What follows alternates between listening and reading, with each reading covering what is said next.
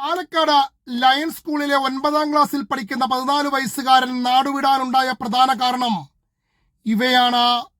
സ്കൂളിൽ വെച്ച അധ്യാപിക 14 വയസ്സുകാരന്റെ ബാഗ് പരിശോധിച്ചപ്പോൾ ബാഗിൽ നിന്നും 1100 രൂപ ലഭിച്ചു. ഇത് എവിടെ നിന്നാണെന്നും എന്തിനാണ് സ്കൂളിൽ കൊണ്ടുവന്നതും എന്നതിനെക്കുറിച്ച് ചോദിച്ചപ്പോൾ കൃത്യമായ ഉത്തരം നൽകാൻ 14-കാരന് കഴിഞ്ഞില്ല. സ്കൂൾ അധികൃതർ അറിയിച്ചതിനനുസരിച്ച് മാതാപിതാക്കൾ സ്കൂളിൽ എത്തുകയായിരുന്നു. വൈകിട്ട് വീട്ടിലെത്തിയ 14 വയസ്സുകാരനെ പിതാവ് ശകാരിച്ചു. ഇതാണ് വീടും നാടും വിടാനുള്ള പ്രധാന കാരണം. 11-ാം തീയതി സ്കൂളിലേക്ക് പോകുന്നത് പോലെ വീട്ടിൽ നിന്നും ഇറങ്ങി. പക്ഷെ ബാഗിൽ ബുക്കുകൾ ഒന്നും ഉണ്ടായിരുന്നില്ല. 600 രൂപയുമായിട്ടാണ് വീട്ടിൽ നിന്നും ഇറങ്ങിയത്. ഓട്ടോറിക്ഷയിൽ പാലക്കാട് ജംഗ്ഷൻ റെയിൽവേ സ്റ്റേഷനിലെത്തി. ബംഗളൂർക്ക് പോകുന്ന ട്രെയിനിൽ കയറുകയായിരുന്നു. ബംഗളൂരിൽ എത്തിയതിനു ശേഷം പുറത്തിറങ്ങി ചുറ്റിക്കണ്ടു. പകൽ മുഴുവനും ബംഗളൂരുവിൽ ചെലവഴിച്ചു. വൈകിട്ട് മാതാപിതാക്കളെ കുറിച്ച് ഓർത്ത് വിഷമിച്ച 14 വയസ്സുകാരൻ തിരികെ പാലക്കാട്ടേക്ക് ട്രെയിനിൽ വരാൻ തീരുമാനിച്ചു.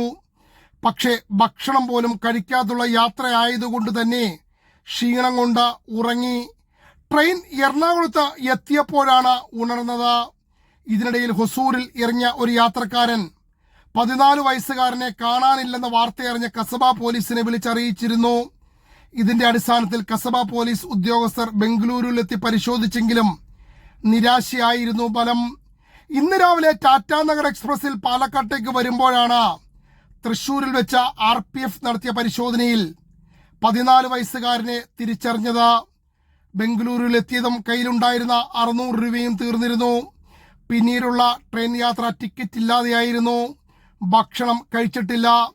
ഇതിനിടയിൽ കസബ പോലീസിന്റെ നേതൃത്വത്തിൽ വിപുലമായ അന്വേഷണം നടത്തിയെങ്കിലും രാവിലെ 8:45 കുട്ടിയെ തൃശൂരിൽ നിന്നും കണ്ടെത്തുകയായിരുന്നു.